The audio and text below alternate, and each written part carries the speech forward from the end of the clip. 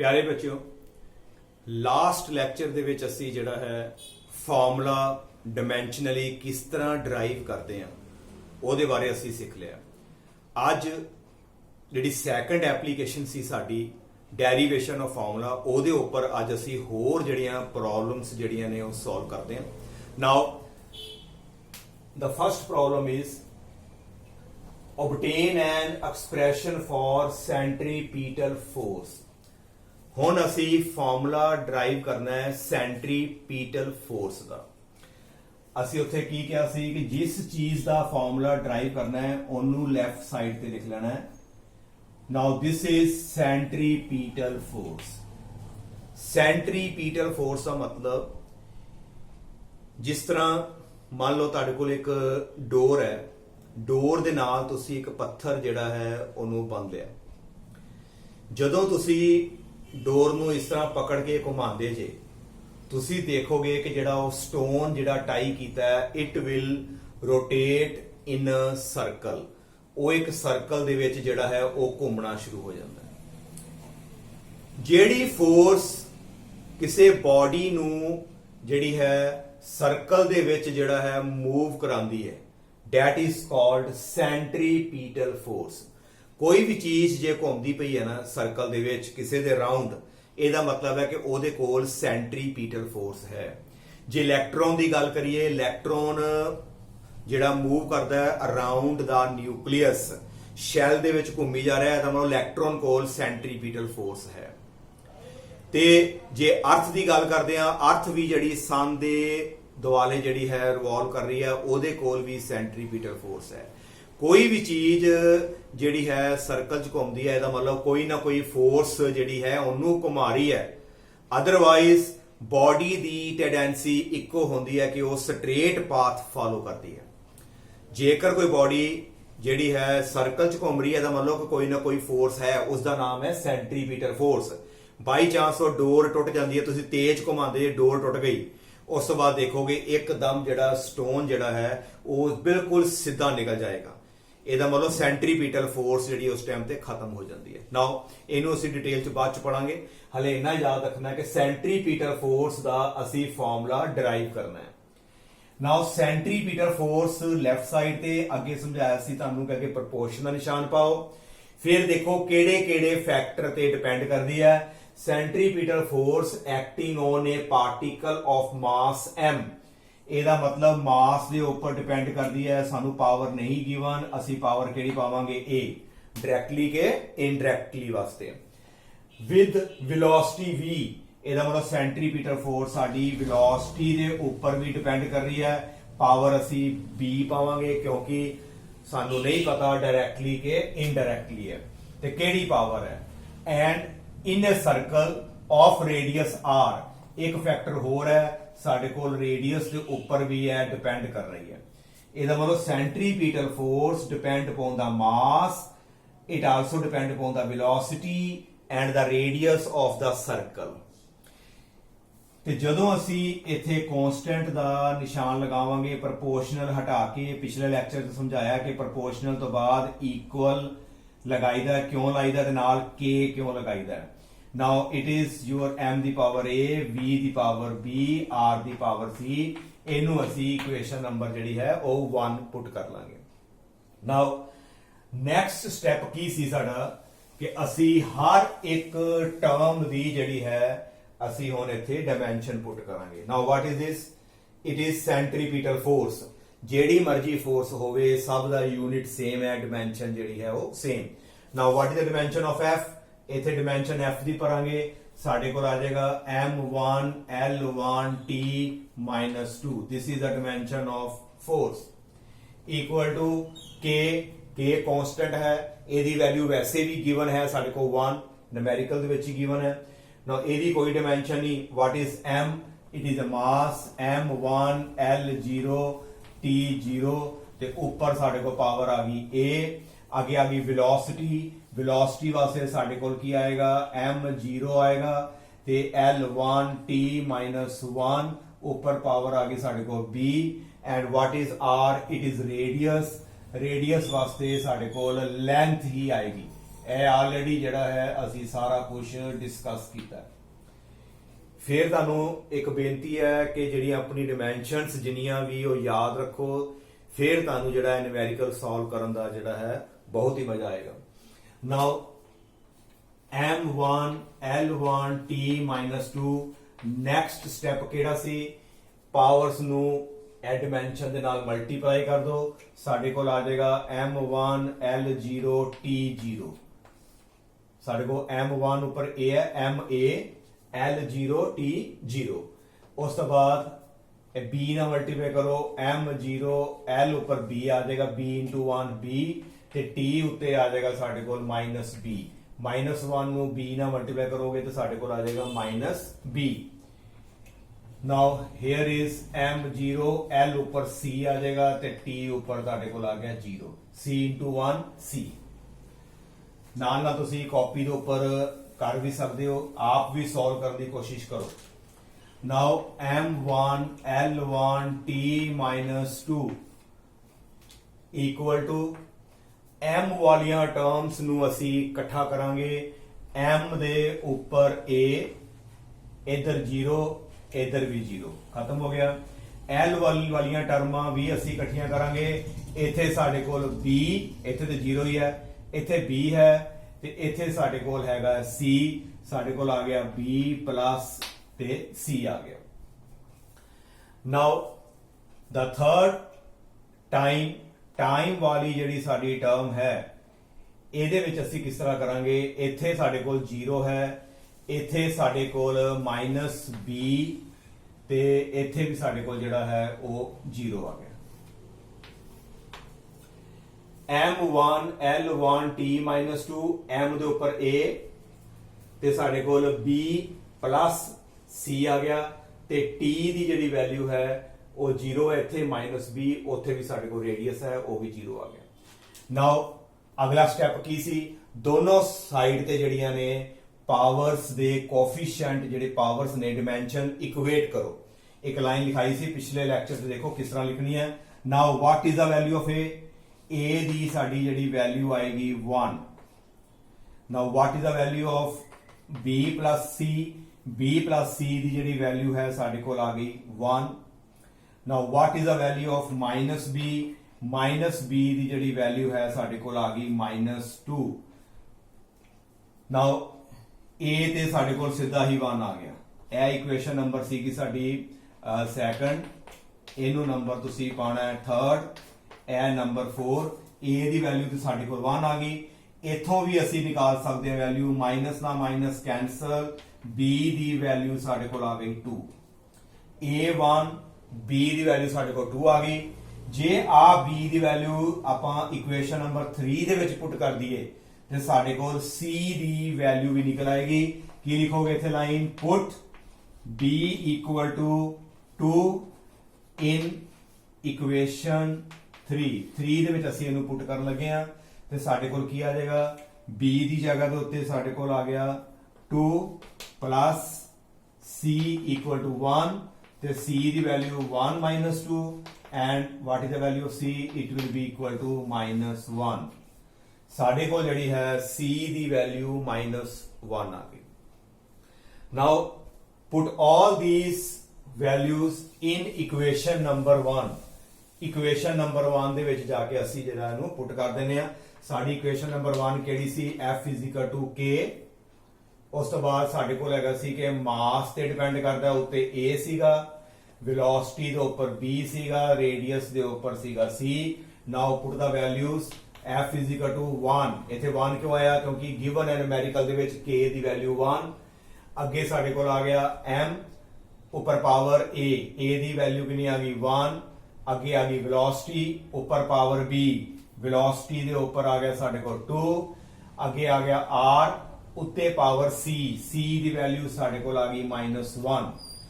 ਜਿਹਦੀ power minus ਆ ਜੇ ਇਹਦਾ ਮਤਲਬ ਹੈ ਕਿ ਉਹ ਇਨਵਰਸਲੀ ਪ੍ਰੋਪੋਰਸ਼ਨਲ ਹੋਏਗਾ। ਡਾਇਰੈਕਟਲੀ ਪੋਜ਼ਿਟਿਵ ਪਾਵਰ ਵਾਲੇ ਡਾਇਰੈਕਟਲੀ ਰਹਿਣਗੇ, ਨੈਗੇਟਿਵ ਪਾਵਰ ਵਾਲੇ ਜਿਹੜੇ ਨੇ ਉਹ ਇਨਵਰਸਲੀ ਪ੍ਰੋਪੋਰਸ਼ਨਲ ਹੋ ਜਾਣਗੇ।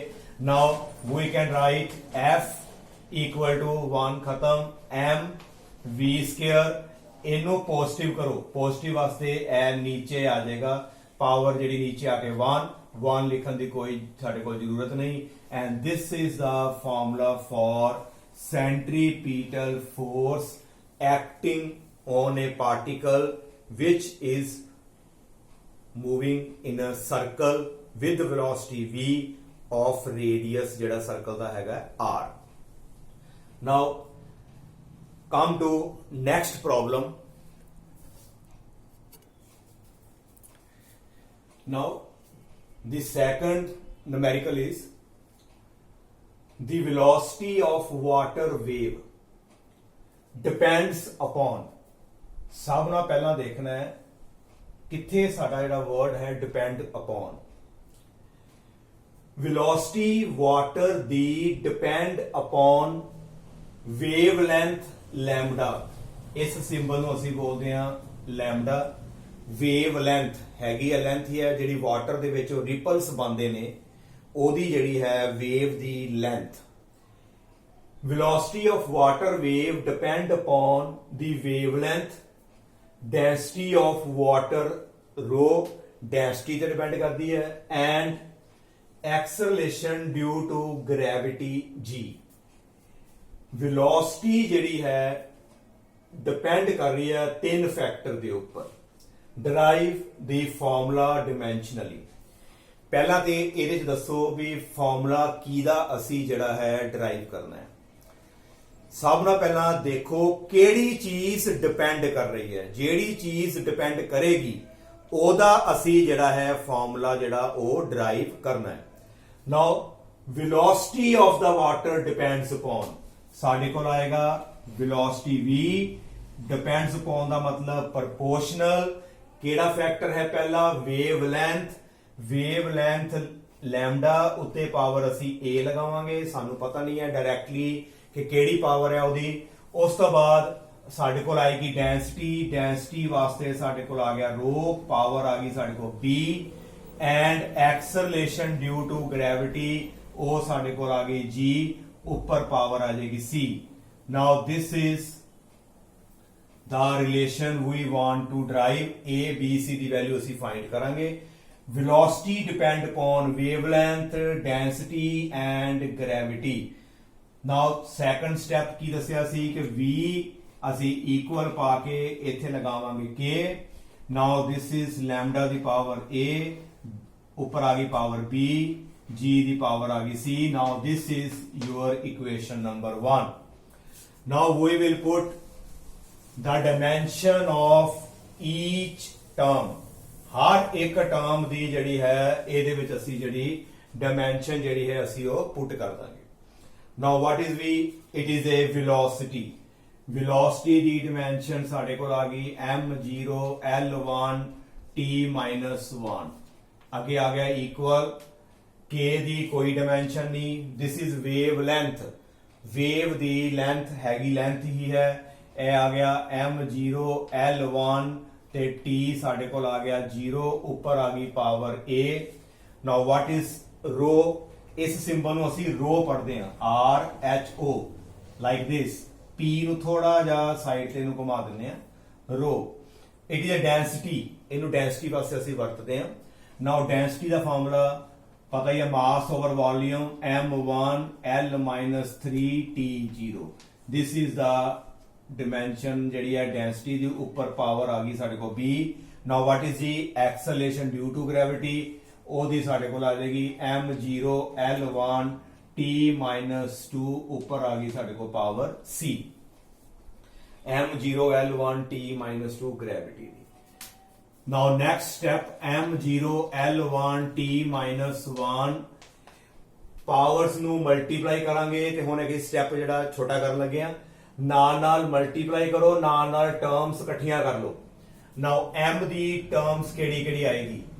a0 0, b into 1 ਸਾਡੇ ਕੋਲ ਆ ਗਿਆ b, c into 0 0 ਹੋ ਗਿਆ।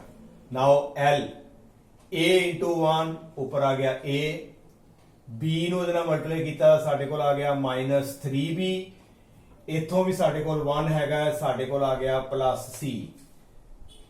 ਅਸੀਂ ਨਾਲ ਮਲਟੀਪਲਾਈ ਕਰ ਰਹੇ ਹਾਂ ਤੇ ਨਾਲ ਅਸੀਂ ਜਿਹੜਾ ਹੈ MLT ਦੀ ਜਿਹੜੀਆਂ ਪਾਵਰਸ ਇਕੱਠੀਆਂ ਕਰ ਲਈਆਂ। L ਨੂੰ ਦੇਖੋ A into 1 A ਆ ਗਿਆ, ਇੱਥੇ L ਦੀ ਜਿਹੜੀ ਪਾਵਰ ਹੈ -3B ਆ ਗਈ, ਇਕੱਠੀ ਹੋ ਗਈ। ਇੱਥੇ L ਦੀ ਪਾਵਰ ਜਿਹੜੀ ਹੈ 1 into C। ਨਾਓ ਨੈਕਸਟ ਜਿਹੜਾ T ਦੀ ਪਾਵਰ ਇਕੱਠੀਆਂ ਕਰੋ, A into 0 0, B into 0 ਉਹ ਵੀ 0 ਹੋ ਗਿਆ। ਨਾਓ we get only -2C। ਇਸ ਤੋਂ ਬਾਅਦ ਸਾਡਾ ਜਿਹੜਾ ਨੈਕਸਟ ਸਟੈਪ ਕੀ ਸੀਗਾ, ਇਹ ਇੱਕ ਇਕੁਏਸ਼ਨ ਮੈਂ ਜਿਹੜੀ ਹੈ ਰੱਬ ਕਰ ਦੇਣਾ, ਦੂਸਰੀ ਜਿਹੜੀ ਆਪਾਂ ਇੱਥੇ ਵੈਲਿਊ ਭਰਾਂਗੇ। ਨਾਓ ਦੋਨੋਂ ਸਾਈਡਸ ਦੇ ਉੱਤੇ ਪਾਵਰਸ ਕੰਪੇਅਰ ਕਰੋ, M ਵਾਲੀ M ਦੇ ਨਾਲ, L ਵਾਲੀ ਜਿਹੜੀ ਹੈ L ਦੇ ਨਾਲ, T ਵਾਲੀ T ਦੇ ਨਾਲ। ਸਾਡੇ ਕੋਲ B ਦੀ ਵੈਲਿਊ ਕਿਹੜੀ ਆਏਗੀ, B will be equal to 0। now this is equation number 2। दूसरी साढ़े कोल A -3B + C ए दी जड़ी वैल्यू है साढ़े कोल आ गई 1। This is equation number 3। ते नेक्स्ट साढ़े कोल -2C will be equal to -1। Now B दी वैल्यू ते बेटा पहला ही फाइंड हो गई, B दी वैल्यू 0 है। इथों भी असी C दी वैल्यू निकाल सकते हैं। दिस इंप्लाई माइनस ना माइनस कैंसल, 2 ਇਹਦੇ नीचे चला जाएगा। C ਦੀ वैल्यू आ गई 1/2, C ਦੀ वैल्यू 1/2, B ਦੀ वैल्यू 0। इथे B भर दो, इथे C ਦੀ वैल्यू पुट कर दो ਤੇ ਸਾਡੇ ਕੋਲ ਜਿਹੜੀ ਹੈ वैल्यू निकल आएगी A ਦੀ। नाउ एक लाइन ਤੁਸੀਂ ਆਪ ਲਿਖਣੀ ਹੈ कि substitute ਜਾਂ put the value of B and C in equation number ਜਿਹੜੀ ਹੈ 3 ਦੇ ਵਿੱਚ ਅਸੀਂ ਜਿਹੜੀ ਹੈ B ਤੇ C ਦੀ ਵੈਲਿਊ ਪੁੱਟ ਕਰਾਂਗੇ। ਸਾਡੇ ਕੋਲ ਕੀ ਆ ਜਾਏਗਾ, now we get A -3, B the value ਸਾਡੀ ਜਿਹੜੀ ਸੀਗੀ ਉੱਪਰ ਅਸੀਂ ਪੜ੍ਹੀ ਸੀ 0 ਤੇ ਪਲੱਸ C ਦੀ ਵੈਲਿਊ ਜਿਹੜੀ ਸਾਡੇ ਕੋਲ ਹੈਗੀ ਹੈ ਹਾਫ ਇਜ਼ ਇਕੁਅਲ ਟੂ ਆਪਣੇ ਕੋਲ ਹੈਗਾ ਇਕੁਅਲ ਟੂ 1। B ਦੀ ਜਗ੍ਹਾ ਤੇ 0, C ਦੀ ਜਗ੍ਹਾ ਤੇ ਅਸੀਂ ਵੈਲਿਊ ਪੁੱਟ ਕਰਤੀ ਹਾਫ ਇਕੁਅਲ ਟੂ ਸਾਡੇ ਕੋਲ 1। Now this is A 3 into 0 0 plus half equal to 1 और A ਦੀ ਵੈਲਿਊ ਆ ਗਈ 1 -1/2। A ਦੀ ਵੈਲਿਊ ਸਾਡੇ ਕੋਲ ਆ ਗਈ 1 -1/2। ਜਦੋਂ 1 ਚੋਂ ਹਾਫ ਗਿਆ ਸਾਡੇ ਕੋਲ A ਦੀ ਵੈਲਿਊ ਕਿੰਨੀ ਆ ਗਈ, ਹਾਫ। A ਵੀ ਆ ਗਿਆ, B ਵੀ ਆ ਗਿਆ ਤੇ ਸਾਡੇ ਕੋਲ ਜਿਹੜਾ ਹੈ C ਦੀ ਵੈਲਿਊ ਵੀ ਆਲਰੇਡੀ ਗਿਵਨ ਹੈ। ਇੱਥੇ ਹੁਣ ਅਸੀਂ ਇਕੁਏਸ਼ਨ ਚ ਪੁੱਟ ਕਰ ਦਿੰਨੇ ਆ। देयरफॉर ਸਾਡੀ ਇਕੁਏਸ਼ਨ ਨੰਬਰ 1 ਕੀ ਬਣ ਜਾਏਗੀ, K ਦਾ K ਆ ਗਿਆ, ਲੈਮਡਾ ਦੀ ਪਾਵਰ A ਦੇ ਉੱਪਰ ਆ ਗਿਆ ਸਾਡੇ ਕੋਲ 1/2। ਅੱਗੇ ਆ ਗਿਆ ਰੋ ਦੇ ਉੱਪਰ ਆ ਗਈ B ਦੀ ਜਿਹੜੀ ਪਾਵਰ ਆਈ ਸੀ ਸਾਡੇ ਕੋਲ ਆਈ ਸੀ 0, ਉਹ ਡੈਂਸਿਟੀ ਜਿਹੜੀ ਹੈ ਉਹ 0 ਹੋ ਗਈ।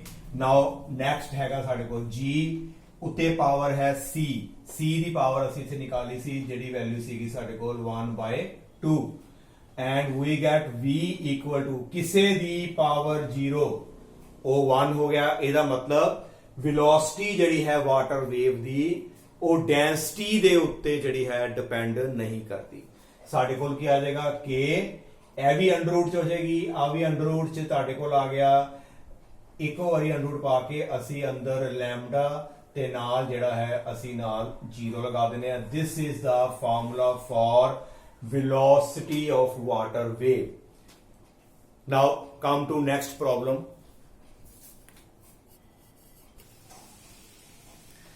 Now next problem is assuming that mass of largest stone that can be moved by flowing river ਦੇ ਵਿੱਚ ਇੱਕ ਪੱਥਰ ਹੈ ਬੜਾ ਵੱਡਾ, ਜਦੋਂ ਰਿਵਰ ਦਾ ਪਾਣੀ ਫਲੋ ਕਰੇਗਾ ਤੇ ਉਹ ਪੱਥਰ ਵੀ ਜਿਹੜਾ ਹੈ ਨਾਲ ਹੀ ਜਿਹੜਾ ਉਹ ਮੂਵ ਕਰੇਗਾ। ਅਸੀਂ ਕੀ ਅਸਿਊਮ ਕੀਤਾ ਹੈ ਕਿ ਮਾਸ ਆਫ ਲਾਰਜੈਸਟ ਸਟੋਨ, ਮੰਨ ਲਓ ਇਹ ਮਾਸ ਹੈ m, mass of largest stone that can be moved by flowing river depends upon, ਇਹ ਆ ਗਿਆ ਸਾਡਾ ਵਰਡ depends। ਇਹਦਾ ਮਤਲਬ ਜਿਹੜਾ ਮਾਸ ਹੈ ਉਹ ਡਿਪੈਂਡ ਕਰਦਾ ਪਿਆ velocity of the river flow, density of water rho, and on acceleration due to gravity g। ਸਾਨੂੰ ਚੀਜ਼ ਪਤਾ ਲੱਗ ਗਈ ਮੇਨ ਕਿ ਫਾਰਮੂਲਾ ਅਸੀਂ ਡਰਾਈਵ ਕਾਹਦਾ ਕਰਨਾ ਹੈ।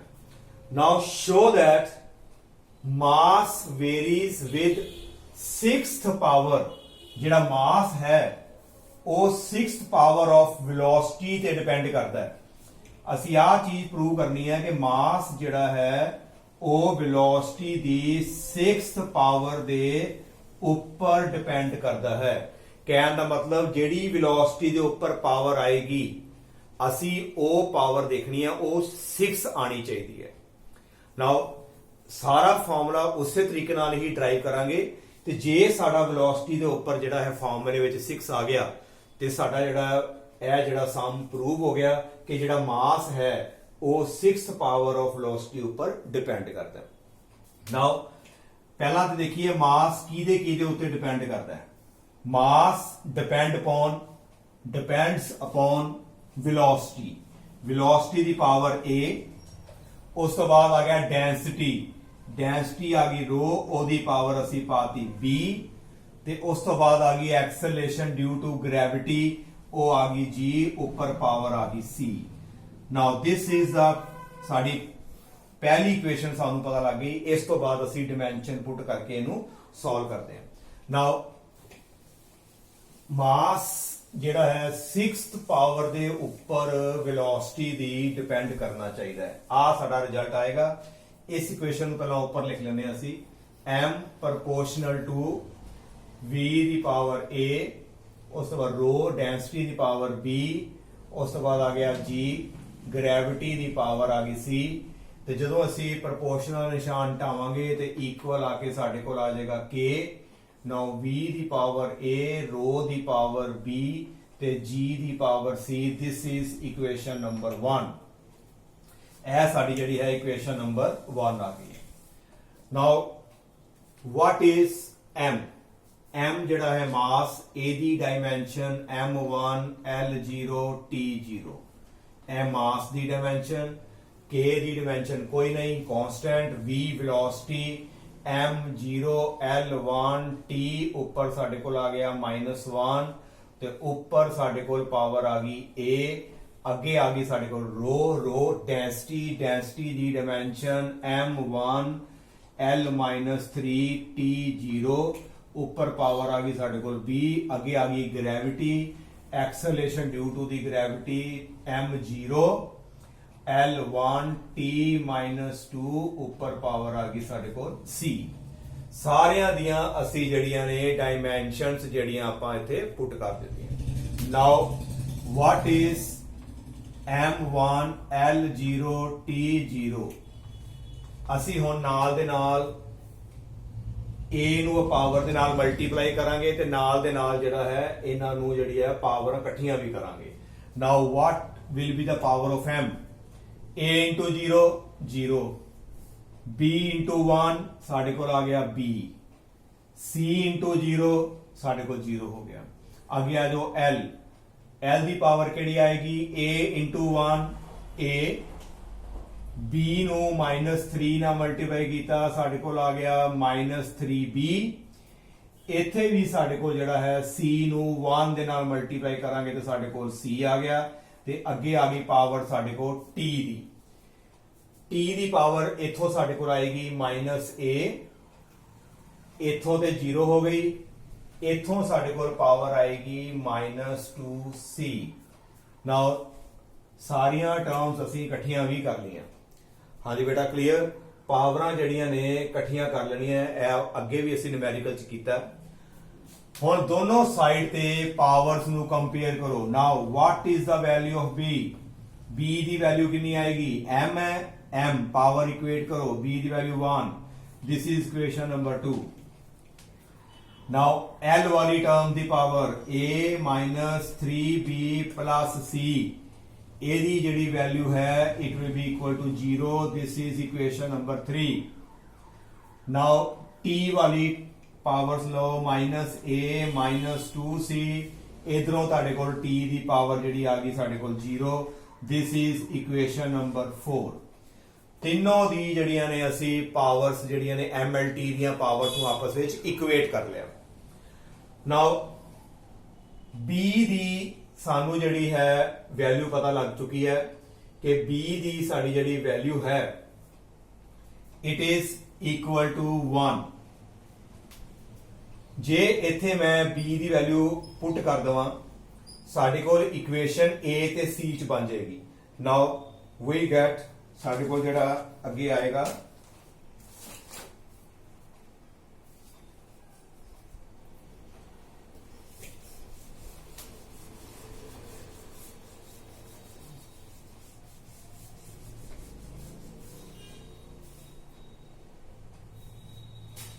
b ਦੀ वैल्यू इत्थे पुट कर दो। Put b equal to 1 in equation number 3। 3 ਦੇ ਵਿੱਚ ਅਸੀਂ वैल्यू पुट कर ਦਿੰਦੇ ਆ। ਸਾਡੇ ਕੋਲ ਕੀ ਆਏਗਾ a माइनस 3 b ਦੀ ਜਗ੍ਹਾ ਤੇ ਸਾਡੇ ਕੋਲ 1 प्लस c इक्वल टू ਸਾਡੇ ਕੋਲ आ गया 0। Now this will be equal to a minus 3 plus c equal to 0 और a plus c equal to 3। साडे कोल जिहड़ी है a plus c the value जिहड़ी है वो 3 आ गई। ए दी जिहड़ी है नंबर असी जिहड़ा अपनी वल्लों एदा नंबर जिहड़ा है असी 5 लगा दिता। नाउ इस तो बाद साडे कोल एक इक्वेशन नंबर 4 देखो ਅਸੀਂ ਦੁਬਾਰਾ ਲਿਖ ਦਿੰਦੇ ਆ equation number 4 -a - 2c equal to ਸਾਡੇ ਕੋਲ 0। ਆ ਇਕੁਏਸ਼ਨ ਨੰਬਰ 4 ਹੈ। ਇਹ ਵੀ ਇਕੁਏਸ਼ਨ a ਤੇ c ਦੇ ਵਿੱਚ ਹੈ। ਇਕੁਏਸ਼ਨ ਨੰਬਰ 4 ਵੀ ਜਿਹੜੀ ਹੈ a ਤੇ c ਦੇ ਵਿੱਚ ਹੀ ਹੈ। ਇਹਨਾਂ ਦੋਨਾਂ ਨੂੰ ਅਸੀਂ ਸੋਲਵ ਕਰਕੇ a ਤੇ c ਦੀ ਵੈਲਿਊ ਜਿਹੜੀ ਆਪਾਂ ਫਾਈਂਡ ਆਊਟ ਕਰਾਂਗੇ। ਸਭ ਨਾਲ ਪਹਿਲਾਂ ਮੈਂ ਇਹਨਾਂ ਨੂੰ ਕੀ ਕਰਨ ਲੱਗਾ ਹਾਂ